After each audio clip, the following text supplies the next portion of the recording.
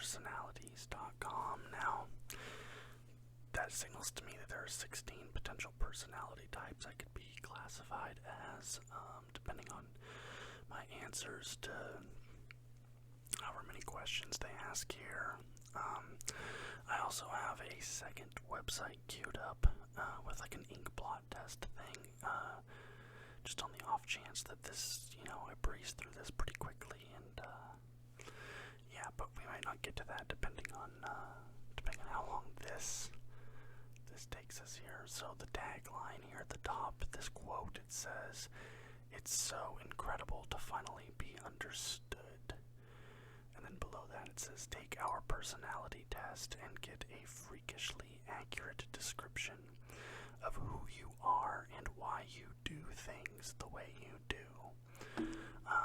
I've taken some, like the Myers-Briggs test and things like that before. I think I was an INTJ, if that is a thing. I don't know if I'm remembering that correctly, but anyways, I'm excited to see what this 16 personalities website has to tell me, and let's hit to take the test. Okay, free personality test, nearest type explorer. Complete the test, be yourself, and answer honestly to find out your personality type. View detailed results, learn how your personality type influences many areas of your life. Unlock your potential, grow into the person you want to be with your optional premium profile. Okay, let's see. You regularly make new friends. I would say it's like maybe like a year, because I'm more of the person that keeps a small, tight circle of friends that I've had. However, I'm not really opposed, like if I meet the right person and like our personalities mesh, of bringing somebody else into my circle. So I'm gonna go for that, just a slight disagreement. You spend a lot of your free time exploring various random topics that pique your interest. That's a strong agree. I spend a lot of my free time watching YouTube videos on my new obsession for the week or month, reading articles, things like that. I'm the type of person that has like mini hobbies, and I'll jump from hobby to hobby to hobby to hobby and things like that, and like fully dive in 100% into one until I get bored of it, and then fully dive in 100% to another. So I'm gonna go strongly agree on that one. Seeing other people cry can easily make you feel like you want to cry too. I'm gonna put slightly agree on this. It depends on the reason they're crying. If it's someone like crying happy tears, like those videos when someone comes home from war or things like that, like that will make me cry. Or if it's something sad and I genuinely think it's sad as well, I'll also cry, but not all the time. It depends on the circumstances. So actually I'm gonna go moderately agree. You often make a backup plan for a backup plan. That's a strong disagree for me. I'm the type of person that is more spontaneous than a planner. I I had a date tonight and I planned it 4 hours before I went. Like I'm not the type of person to make sure I have all my ducks in a row. I scramble trying to find my ducks. So I'm gonna strongly disagree with that. You usually stay calm even under a lot of pressure. This is a tough one. I think I have to go right in the middle on this one, because it depends on the situation. Sometimes I can, and sometimes I completely fall apart. And I don't really know what causes one or the other, but there's sometimes I can like put my head down and just push through everything and get it done, and there's sometimes where I completely shut down. So I'm gonna go right in the middle.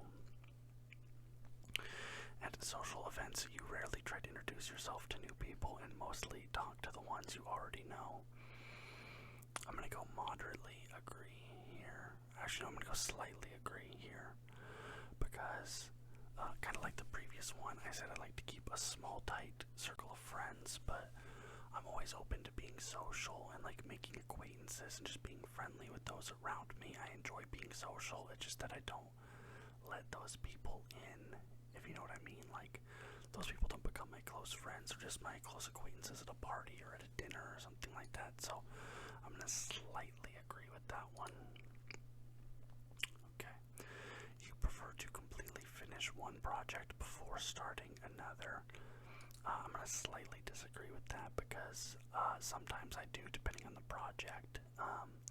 For work, I am a videographer and freelance editor. So depending, sometimes I'm working on 2-3 video projects at the same time, and like I'm editing one thing and then I have to go out and film another thing and then come back and work back on the other thing. So it depends. You are very sentimental.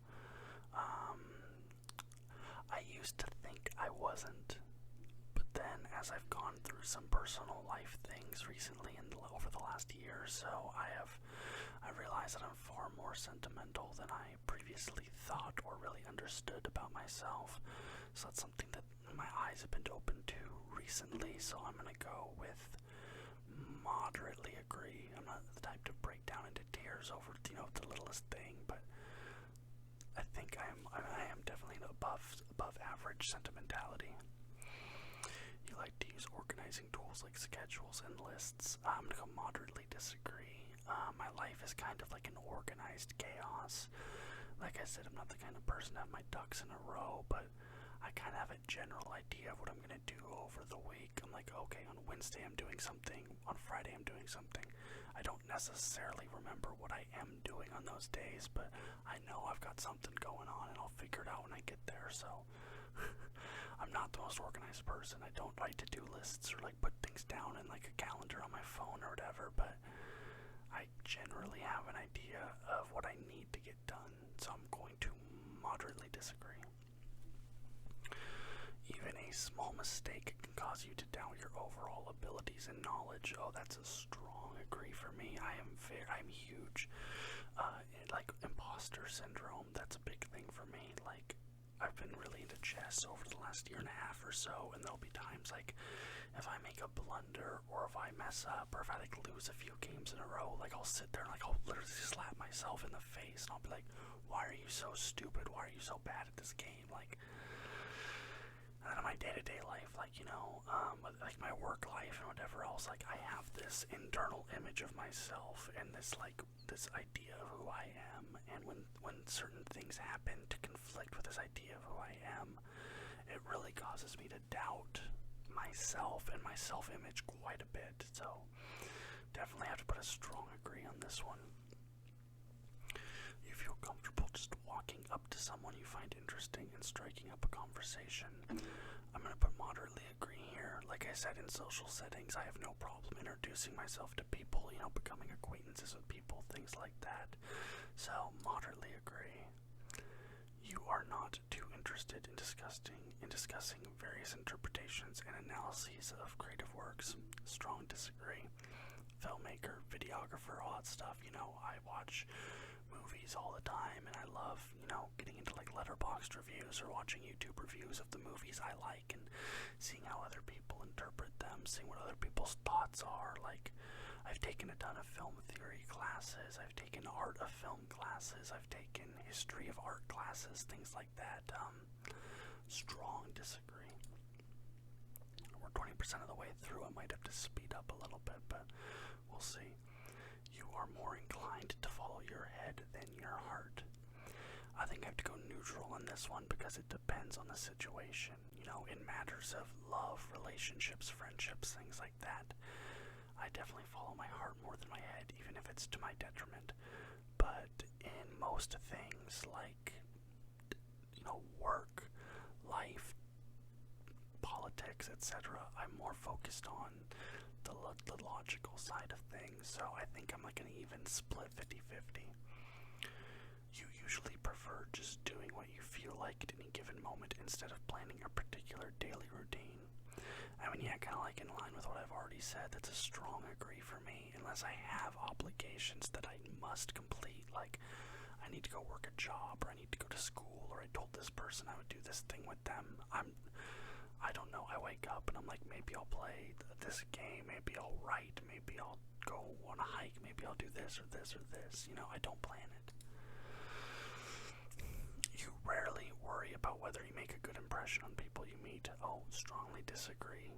I overthink it 100%. Like, when I meet someone new, I'm in my head the entire time, like, analyzing what I'm doing, what what I'm saying. And after I leave, like, if I'm on a date with a girl, or if I've, like, gone and done, like, a job interview, or spoken to a client, or even just hung out with a friend, like, on the drive home, I will sit there and analyze over and over everything I said, everything I did, everything they said and did in response to me, every little micro behavior that I did or they did, to be like, oh, did they do that because they like weren't interested in me, or did I do this, like, did that make them feel this way? I overanalyze everything.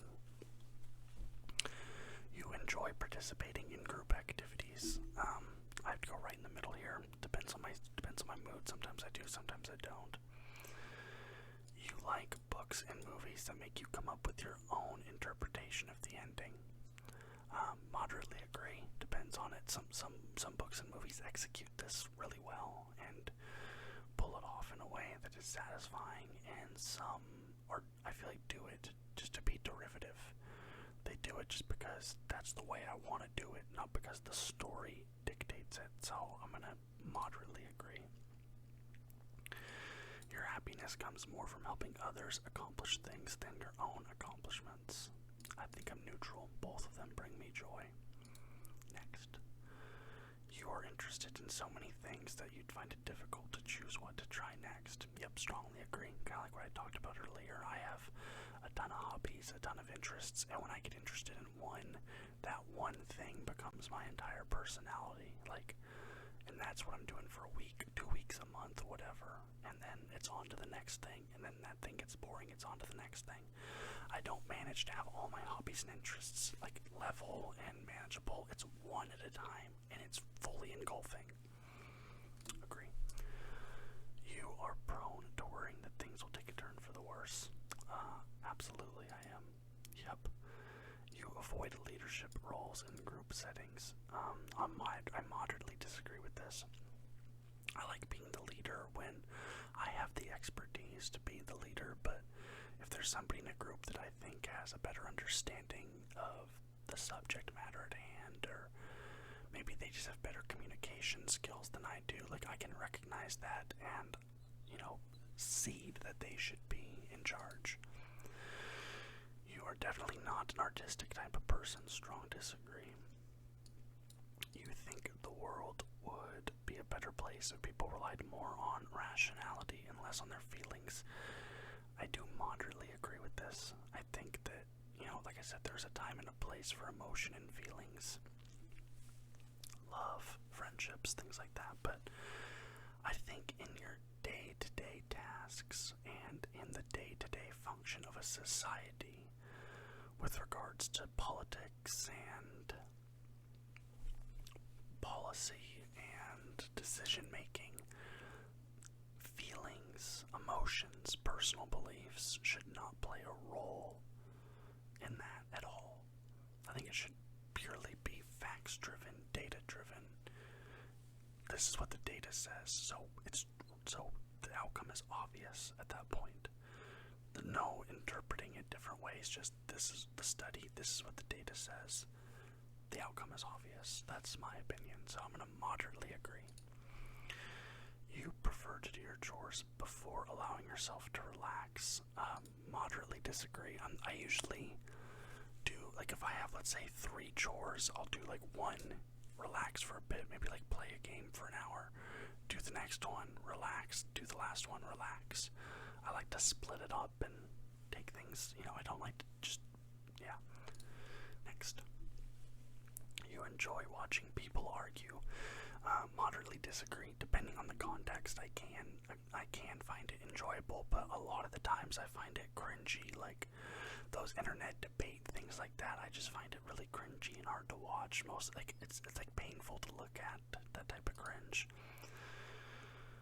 You tend to avoid drawing attention to yourself. Moderately disagree. Depends on the setting, but I do like to, I do have a bit of an ego. I do like to draw attention to myself, whether it be my accomplishments or my actions. I'm the type to post a gym selfie on my Instagram story or something like that, or if I'm at a bar and a song is playing, I might get up and dance to it a little bit, something like that. So your mood can change very quickly. Slightly agree. I'm not saying I have like violent mood swings, but one little thing can derail me. Like if I'm in a good mood, like one little annoying thing happens or something, and I can just go off a cliff. So slightly agree, but it's not often. It's not often.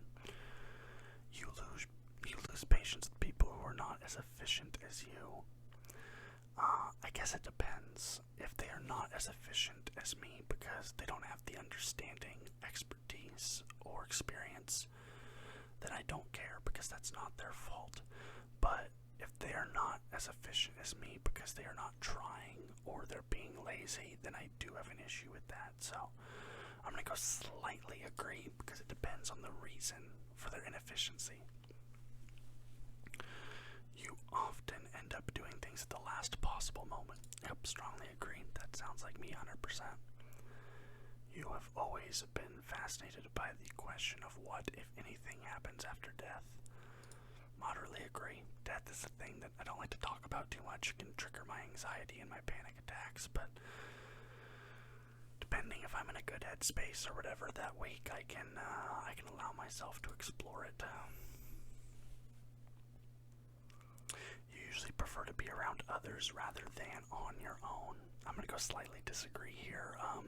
I do like having my social time, being around friends, going out and doing things, having a good time, but the vast majority of my time I prefer to be alone with my own thoughts, with my own actions. I find it more relaxing, it's just better for me. You become bored or lose interest when the discussion gets highly theoretical. I disagree. That's when I gain more interest. I like theoreticals. I like thought experiments, things like that. So moderately disagree. You find it easy to emphasize with a person whose experiences are very different from yours. So I guess the word "very" is kind of throwing me for a loop here. So I'm going to go slightly agree. Like, very different. If they were only slightly different, I'd probably I meant slightly disagree.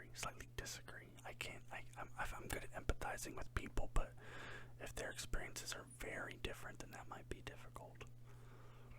You usually postpone finalizing decisions for as long as possible. Yep, I definitely strongly agree with that. You rarely second guess the choices that you have made. Slightly disagree. I don't always second guess it because usually I have thought about it and run it over in my head like 100 times before I actually do it, but I can be prone to second guessing myself sometimes, so I'm going to go slightly disagree. After a long and exhausting week, a lively social event is just what you need. Moderately disagree. Sometimes that's just what the doctor ordered, but usually if my week has been long and exhausting, I just want to lay in bed and watch TV or play video games. I don't want to exert myself socially. You enjoy going to art museums. Oh, I love art museums. Love art museums. You often have a hard time understanding other people's feelings. Moderately disagree. It depends on the person and their feelings. There are some feelings that I don't really experience often, and so for me it's hard to understand that other people are feeling them. And that's more of a failing on my behalf. So I'm going to put moderately disagree. I'm usually pretty good at that. You like to have a to-do list for each day. Strongly disagree. You rarely feel insecure. Strongly disagree. I'm insecure constantly. You avoid making phone calls. I have no reason to avoid making phone calls. Strongly disagree. You often spend a lot of time trying to understand views that are very different from your own. Again, the word "very" throwing me off. I probably read articles and stuff like that. Good 4 or 5 hours a day. Maybe 2 or 3 hours a day. So I'm always trying to learn and absorb information and absorb different people's opinions and points of view. But if like, let's say my beliefs are here, if my beliefs are the letter A and somebody else's beliefs are the letter Z, I will have a hard time agreeing with them or understanding them. But if my beliefs are the letter A and someone else's beliefs are like M or O, I might be able to understand that a little bit better. So, very different. Could be hard. So I'm going to go moderately agree. Next. In your social circle, you're often the one who contacts your friends and initiates activities. I'd say it's like 50-50. My friend group does a pretty good job about keeping everybody roped in and everybody, initiating and planning things and asking other people if they're free and stuff like that. So yeah. If your plans are interrupted, your top priority is to get back on track as soon as possible. I moderately agree. It can be a little frustrating, especially if you put some time and effort into planning something, but I also understand that sometimes when things change, or like, let's say you plan to do this, but it shifts to this, leave yourself open to the possibility that this other thing could be better or more fun. That's how I kind of look at it. You are still bothered by mistakes that you made a long time ago. Oh, strongly agree.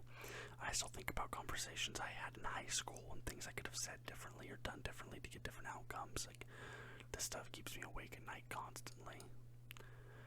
You rarely contemplate the reasons for human existence or the meaning of life. Slightly disagree. I do sometimes. I don't slave over it though, because ultimately it doesn't matter what conclusions I come to. Your emotions control you more than you control them. Moderately disagree. I'd say a few years ago this would probably be true, but I think I've really been putting in a lot of work on myself emotionally and mentally to kind of keep a lid on it and keep myself, more straight and narrow, right down the middle, I think I've gotten better at it, but, depending on the situation, sometimes I can, sometimes the situation gets the better of me, but it's rare. It's rare these days, so I'm going to moderately disagree.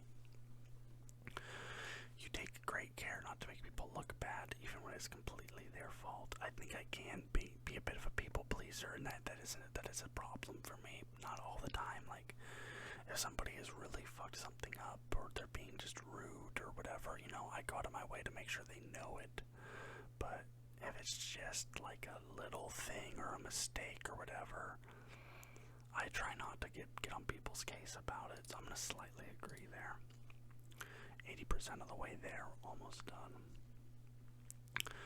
Your personal work style is closer to spontaneous bursts of energy than organized and consistent efforts, so I moderately agree, because sometimes, like, if I'm coming up on a deadline that I know I have to hit, I'll put my head down and I'll just, I'll grind it out, but there'll be times, like, especially in my line of work, because I can take as long as I need. I'll work on a project and then not touch it for 2 weeks and then scramble at the end to finish it up. So I'm gonna moderately agree with this, but if it warrants it, I can just put my nose to the grindstone and go. But usually I like to work, break, work, break. That's how it kind of goes for me.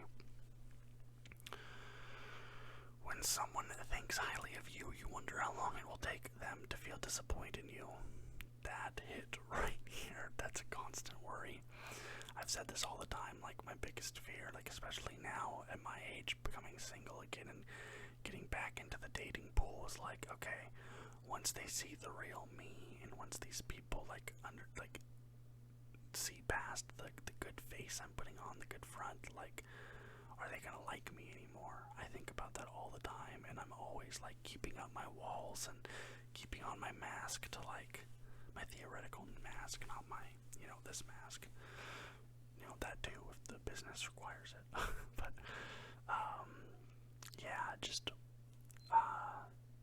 yeah, I feel that. That's, yeah, strongly agree.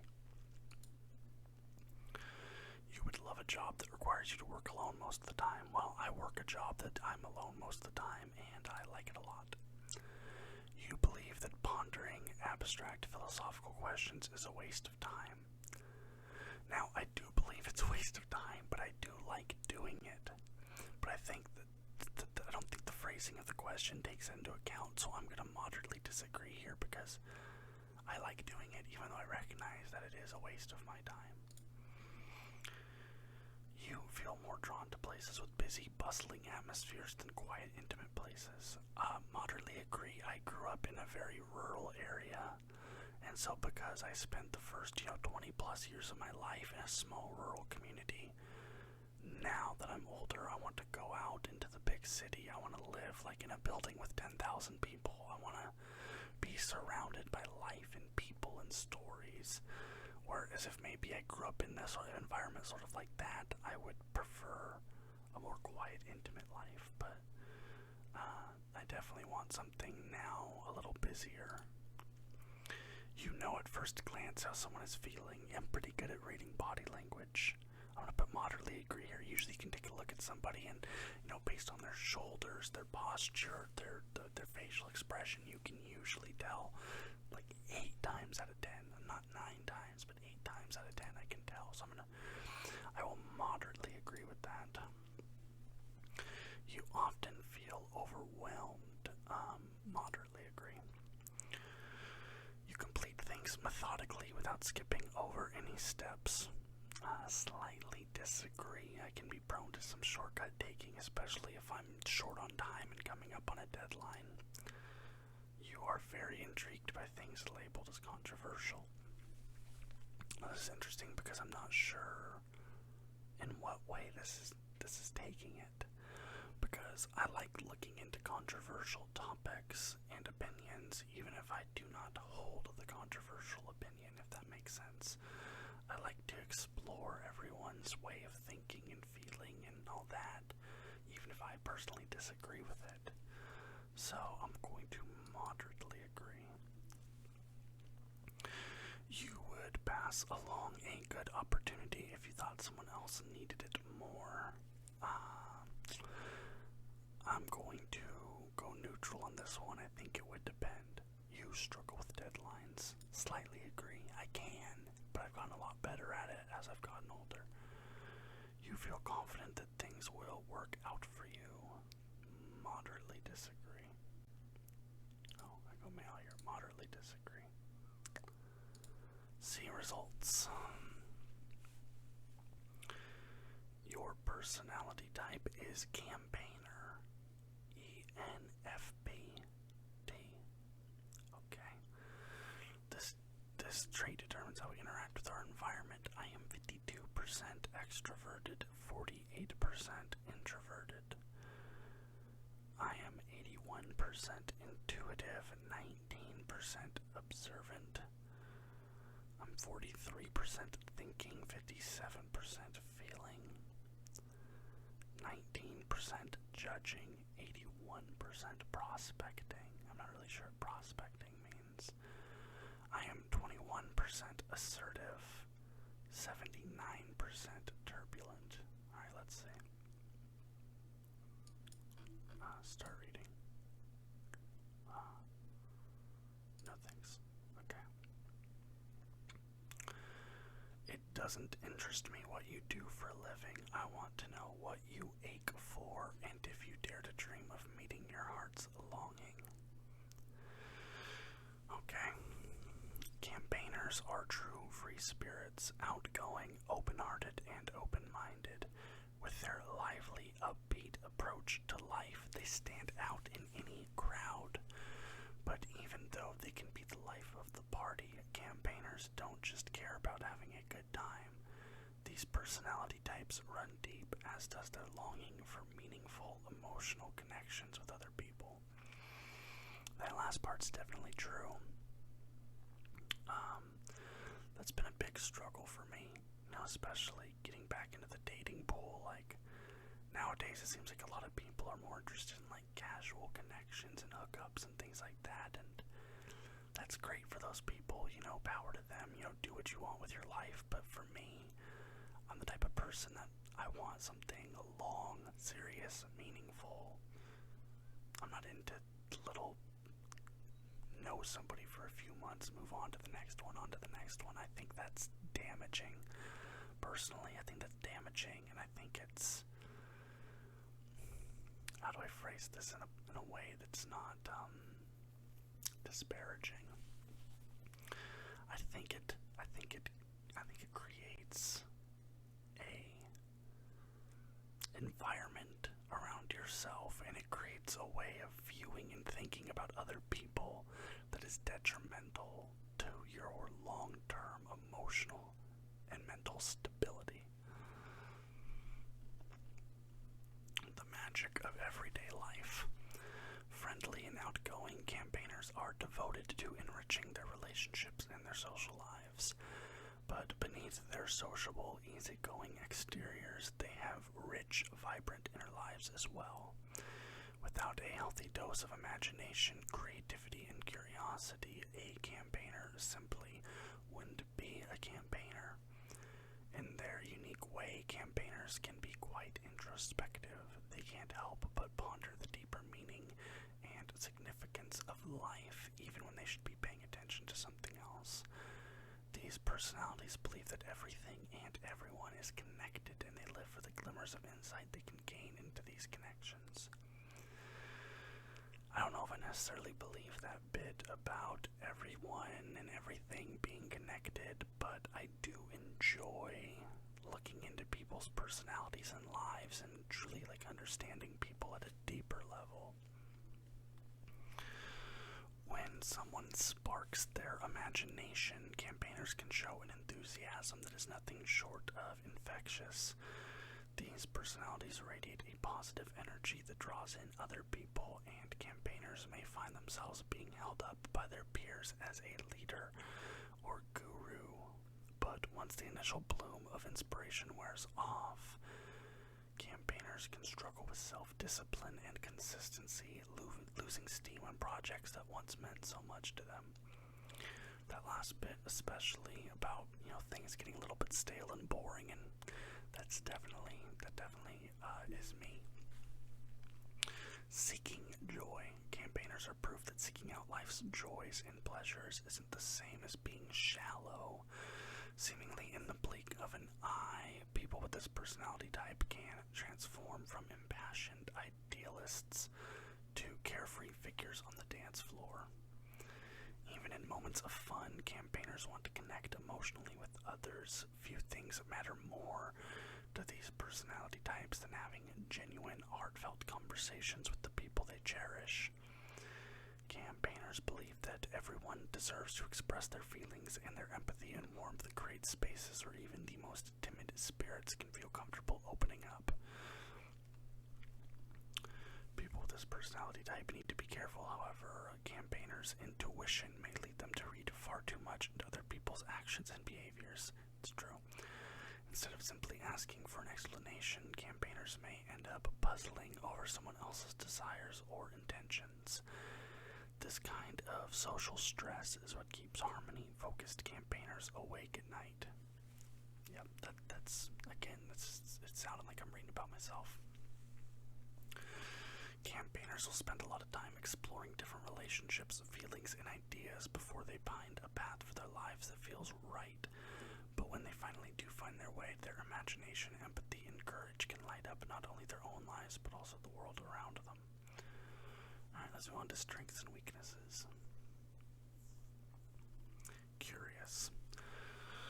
Campaigners find beauty and fascination in nearly anything. Imaginative and open-minded, these personalities aren't afraid to venture beyond their comfort zones in search of new ideas, experiences, and adventures. Perceptive. To people with this personality type, no one is unimportant, which might explain how they can pick up on even the subtlest shifts in another person's mood or expression. Because they're so sensitive to other people's feelings and needs, campaigners can make full use of their caring, considerate nature. Enthusiastic. When something captures their imagination and inspires them, campaigners want to share it with anyone who will listen, and they're just as eager to hear other people's ideas and opinions, even if those thoughts are wildly different from their own. Excellent communicators. Campaigners brim with things to say, but they can be caring listeners as well. This gives them a nearly unmatched ability to have positive and enjoyable conversations with all sorts of people, even people who aren't particularly sociable or agreeable. Festive. Campaigners may live for deep, meaningful conversations, but they can also be spontaneous and lighthearted. These personalities know how to find fun and joy in the present moment, and few things give them more pleasure than sharing their joy with others. Good-natured. All of these strengths come together to form a person who is warm-hearted and approachable, with an altruistic spirit and a friendly disposition. Campaigners strive to get along with pretty much everyone, and their circles of acquaintances and friends often stretch far and wide. Now let's see what my weaknesses are. People pleasing, yes. Most campaigners are uncomfortable with the prospect of being disliked. To maintain the peace, they may compromise on things that matter to them, or allow other people to treat them poorly. And when they fail to win someone over, they might lose sleep trying to figure out what to do about it. 100%, that's me. Unfocused, here we go. The thrill of a new project, especially one that involves collaborating with other people, can bring out the best in campaigners, but this personality type is known for having ever-evolving interests, meaning that campaigners may find it challenging to maintain discipline and focus over the long term. Yes, that sounds a lot like me. Disorganized. Campaigners' enthusiasm is legendary, but it doesn't extend to everything. Specifically, people with this personality type may try to avoid boring practical matters such as chores, maintenance, or paperwork. The resulting sense of disorganization can become a major source of stress in their lives. Overly accommodating. Campaigner personalities feel called to uplift others, and they may find themselves saying yes whenever anyone asks them for guidance or help. But unless they set boundaries, even the most energetic campaigners can become overcommitted with too little time and energy to tackle the necessities of their own lives. Overly optimistic. Optimism can be among this personality type's key strengths, but campaigners' rosy outlook can lead them to make well-intentioned but naive decisions, such as believing people who haven't earned their trust. This trait can also make it difficult for campaigners to accept hard but necessary truths and to share those truths with others. Restless. With their positive, upbeat attitude, campaigners rarely seem upset or dissatisfied on the outside, but their inner idealism can leave them with a nagging feeling that some major areas of their life just aren't good enough, whether that's their work, their home life, or their relationships. Let's look at romantic relationships.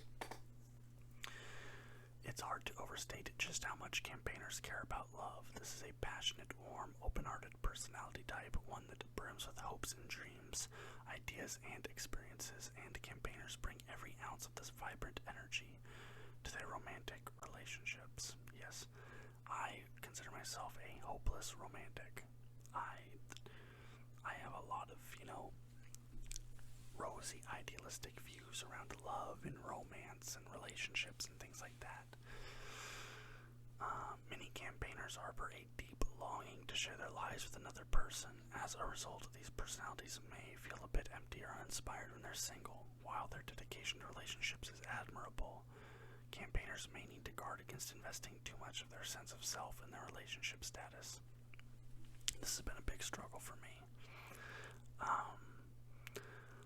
I'm the type of person that having a companion in life, having somebody to share everything with and stuff like that's big for me, and not having that is it's been a big change and a big shake up in my life, and I feel like a lot of what I do is just kind of distracting myself, or I don't know, just putting a band-aid on it. And because when I get into relationships, I understand that this is a really bad character flaw, but I'm the kind of person that puts my own life on hold and my own wants and needs on hold, and just gives 100% of myself to the other person. I do whatever they want.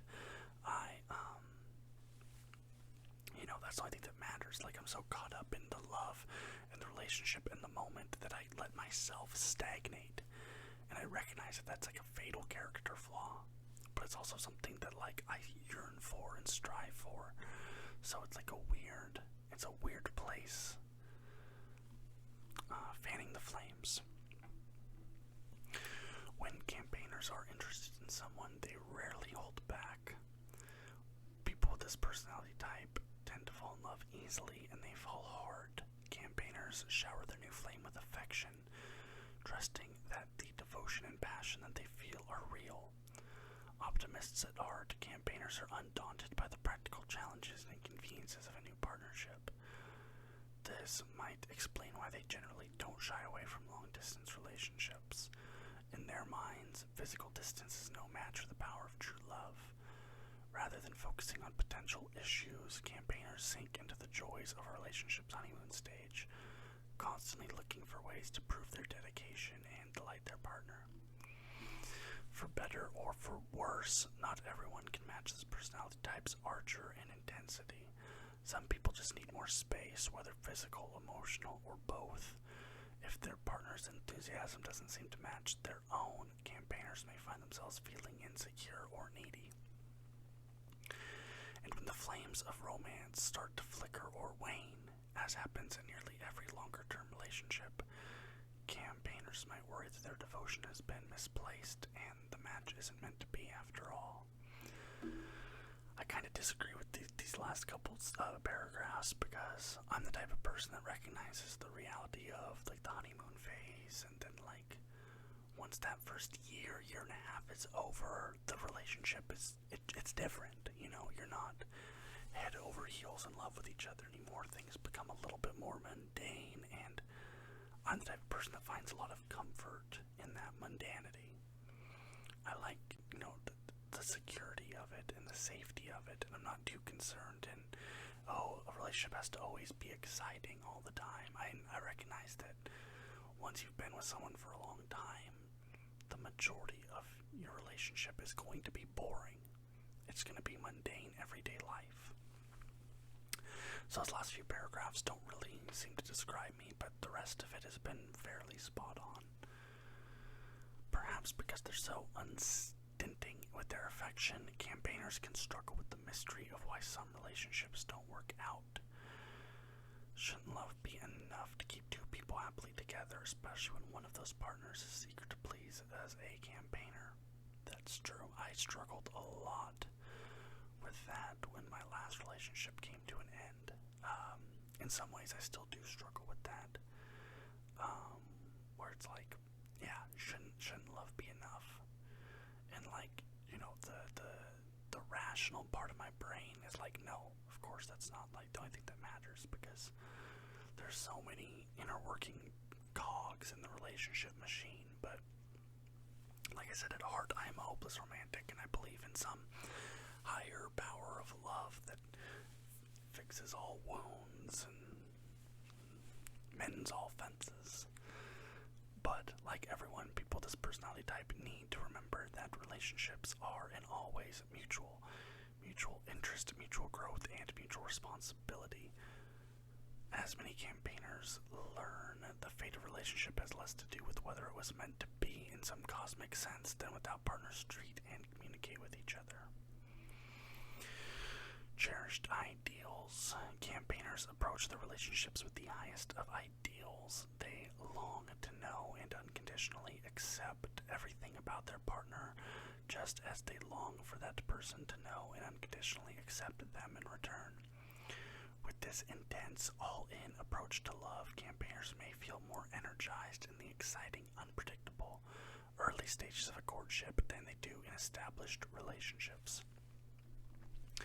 After all, long-term relationships require two people not just to enjoy each other's company, but also to navigate practical matters together, such as chores, budgeting, and social or family obligations. For campaigners, such issues can seem painfully unromantic, but unless these types take on their share of the responsibilities and help keep things running smoothly, they may actually amplify any stress and resentment in the relationship. Fortunately, campaigners can find ways to balance their spontaneous, passionate nature with the stability and consistency that long-term relationships require. With their trademark sensitivity and goodwill, these personalities can transform even the most mundane tasks into a creative, heartfelt expression of love. I'm going to skip down to career paths here. I want to see what it says I should be doing for a job. Let's see.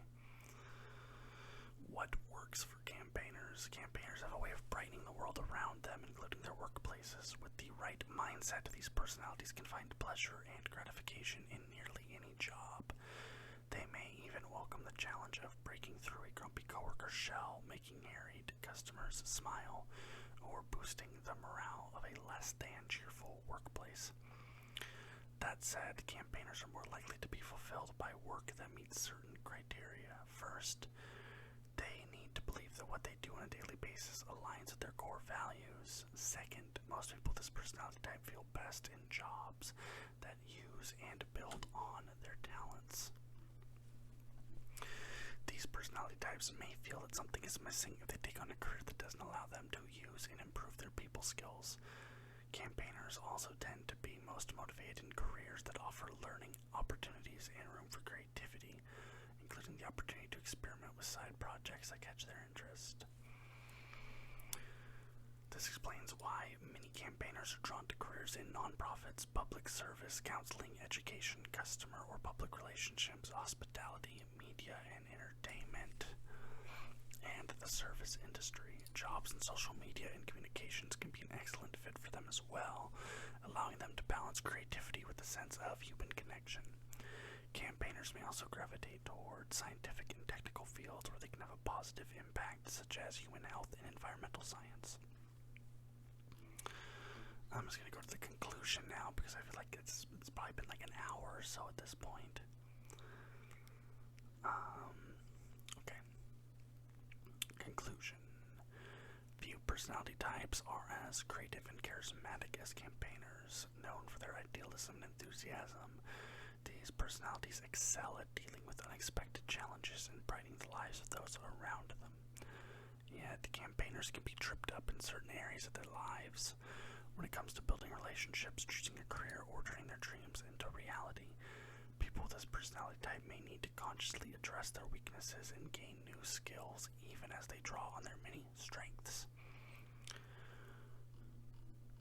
Okay, well, that's that. I'm not going to go in and get a premium profile or anything like that, but I did think this was pretty interesting. It was illuminating in some ways. Like, I feel certain things it described here were like spot on accurate about me and my life, and then other things were a little so-so, but overall I feel like this did kind of represent me. I felt like I was reading about myself, but part of me almost questions if like it's one of those things where no matter what you get, like the everything is so generic that like it'll always apply to you. You know what I'm talking about? Like some horoscope things are like that, but it was fun. It was an interesting little test and a nice little read about the campaigner personality type. But anyways, if you liked this video, please leave a thumbs up. It helps with the algorithm, lets me know that you like what I'm doing here, and subscribe to the channel for more content just like this. Until next time, bye bye.